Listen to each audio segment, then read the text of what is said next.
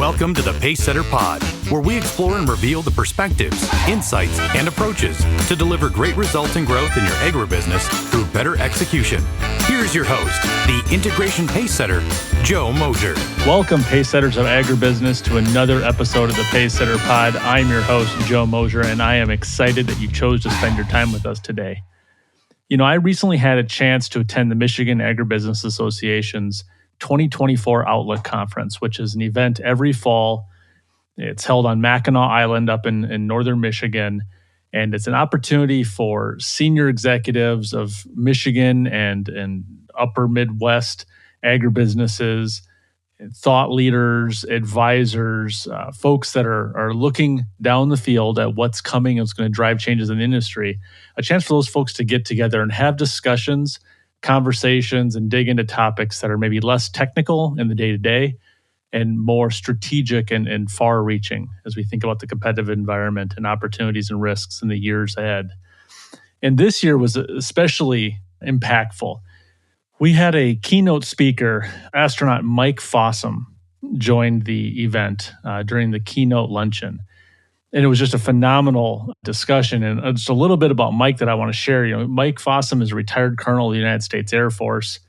He's currently the vice president for Texas A&M University and also acts as the chief operating officer of the Galveston campus, while also being the superintendent of the Texas A&M Maritime Academy. But professionally, and prior to his current roles, you know, Mike has 2,000 hours of flight time and 35 different aircraft in his career. He was on 3 space flights, spent more than a total of 194 days in space, so more than 6 months of his life in outer space, and was on 7 different spacewalks that cumulatively were more than 2 days or 40 hours worth of time. So just a phenomenal pedigree and a really exciting career. But when you think about why he was there to talk to us, why would we have an astronaut speaking to an agribusiness association? What it really came down to is this guy knows what mission critical means, perhaps at a level that very few of us can really understand. He knows what it takes to get a team together to get very complex, high stakes, high risk, and high reward jobs done. And he told us a story during the keynote that really impacted me, and I wanted to talk to you guys about it today. He talked about the importance of listening to the quiet voices in the back of the room.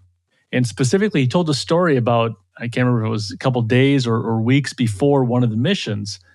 The mission commander or whoever was in charge of that mission, he sat down to dinner with all the astronauts, 4 or 5 of them that would be on the mission.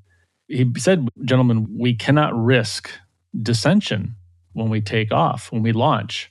And it's important that I hear what's going on, that I hear what your concerns are, what your reservations are, where maybe we have worries that things are not as tight and as well planned and ironed out as they need to be. And it was not because he didn't want to talk about dissension because he thought dissension would undermine the mission, but because if there's dissension, it might indicate that the mission is problematic. And the story that Mike told us was basically at the dinner, the gentleman said, guys, at the day of the launch, I'm going to walk in, I'm putting my badge on the table, right? My reputation, my job, all of that is on the table. But for you all, everything is riding. You're going to be sitting on top of millions of gallons of explosive rocket fuel. Your lives are on the line. So the stakes for me are relatively small relative to the stakes for you. And so we need to talk about what's on your mind. And this has had me thinking for a long time since that conference about what is the role of dissension? How do we think about dissension? What do we mean when we say it? How do we react when we discover it? And underline that, what might we miss if we quickly seek to squash dissension? And so that's what I want to talk about today, and that's really rethinking dissension risk. So let's start off today with a discussion around the definition of dissension. So I'll tell you personally, when I think about it, a few different words come to mind. Dissension sometimes feels like, maybe not outright dishonesty, but it's the quiet reservations that are not spoken aloud, which then kind of feels somewhat dishonest or misleading because it's not out in the open. Dissension can feel like an effort to destabilize something, right? To undermine. It sometimes can feel like insubordination, right? The dissension in the back of the room that's working at cross purposes with what it is we're trying to accomplish. It might even feel like an insurrection where you have multiple people that are digging in and being unproductively resistant to what we're trying to accomplish. And overall, it sometimes feels like a threat to the mission, and it feels like it risks our ability to execute the plan. And so I decided to cross-check that, and I did some looking online, and some of the definitions I found online, they use maybe somewhat less stark terms, but they talked about dissension being arguments and disagreements that can lead to discord, and partisan and contentious quarreling. These are some of the things that I heard. So none of it sounds very productive.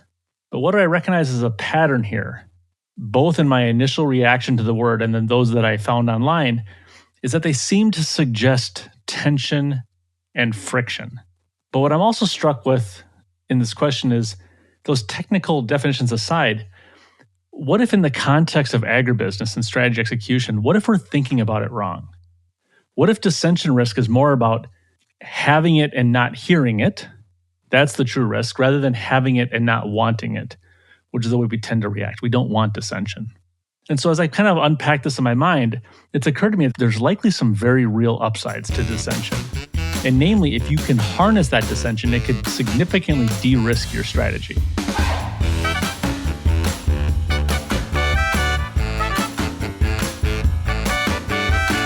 Poorly executed mergers and acquisitions destroy more value than they create. They can set your company back years. To defend your firm's position in the marketplace, you need access to the leading practices that unlock the greater potential of your people, processes, and systems. If you are undertaking a company transformation or pursuing an acquisition as a vehicle to grow, set up a call with Joe by visiting www.moshercg.com. But to do this, you first have to look at it not through a lens of that sort of agitative disagreements, kind of what my default was when I first started digging into this mentally.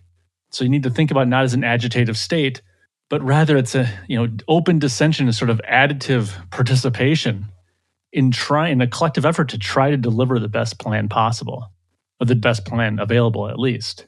And I think when you look at dissension as an additive source of strategic intelligence, right? Getting all the thoughts of all the team members, all the things that they're spending time focusing on, that they're worrying about, they're trying to solve for. When you get that additive source of collective strategic intelligence, it opens the doors to several things that can really fundamentally de-risk strategy. The first one is it'll reveal blind spots in the plan. There's very likely the odds, whether it's a harvest plan, a manufacturing plan, looking to make significant investments to expand production capacity at a facility, trying to commercialize new seed trait genetics, whatever the business challenge in your agribusiness might be, it's likely to reveal blind spots in the plan. Things that are there latent, yes or yes, but now you have the opportunity to identify them proactively. It also provides an opportunity to identify gaps in the understanding of your team.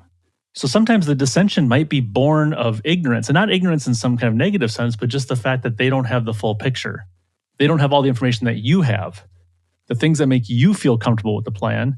If they're missing parts of that, that causes some dissension, some hesitation. And if you discover that, now you have the opportunity to educate the team, to provide that necessary information, to help create alignment. And we all know when you have a more aligned team, your odds of success are going to go up dramatically. The level of dissension and the timing of the transparency of someone sharing it tells you a lot about the culture of the business. If folks are openly sharing their concerns throughout the strategy development and execution lifecycle, say early in the process, if they're telling you right up front, here's the things that we're concerned about, and they're providing an opportunity for you to solve for it as you go, that's probably indicative of a pretty good and healthy culture of debate and candor. If folks are kind of signaling it, but only sprinkling it throughout or waiting till very late in the game when the stakes are much higher and you have a lot of sunk costs that you need to now work back against because you've already made momentum in a certain direction, and now this new information around people's concerns causes you to take a step back.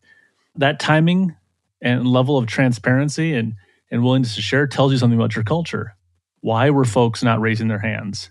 Why were they not speaking loudly? Why did they wait?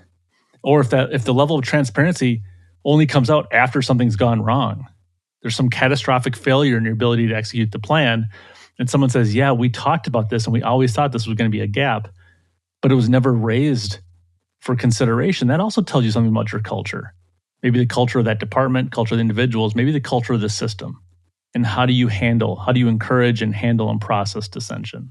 If you can depersonalize the feedback, meaning when someone says, here's some of the problems with our plan, and you as a leader don't personalize it and take it personally, or the feedback doesn't become about the people that developed it, but it's rather about the plan that they developed, right? It's all about trying to get better every day. If you can depersonalize that feedback and generally lower the cost of candor, it makes the work about the mission and not about the people. It's that incremental step towards removing ego from what we're trying to accomplish to say, look, we're trying to create something together.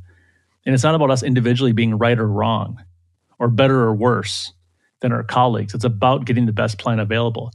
And if you can kind of not just raise the level of communication, but also depersonalize it, that unlocks a lot of value.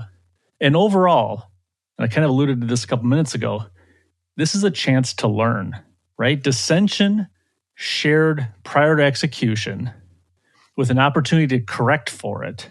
It doesn't just de-risk the plan, and it doesn't just improve the odds of success, but it provides a chance to learn the lesson of failure without paying tuition in the form of execution issues. If someone can say, we have not thoroughly thought through how we're going to drive customer adoption of this new technology, this product or service. We have not thought through how we're going to retrofit this with our producer customers around how they currently procure and apply different agronomic products or services. If we haven't thought through an element that's core to what we're trying to accomplish, and that materializes as an execution shortcoming later, that's very costly. But if somebody can flag it for you now and you can solve for it, then not only do you preclude actually incurring that cost of shortfall in execution, but you can ask them maybe actually also say, well, how did we miss this? So you can proactively solve for a problem that never materializes, which really has unlimited value long-term for the organization.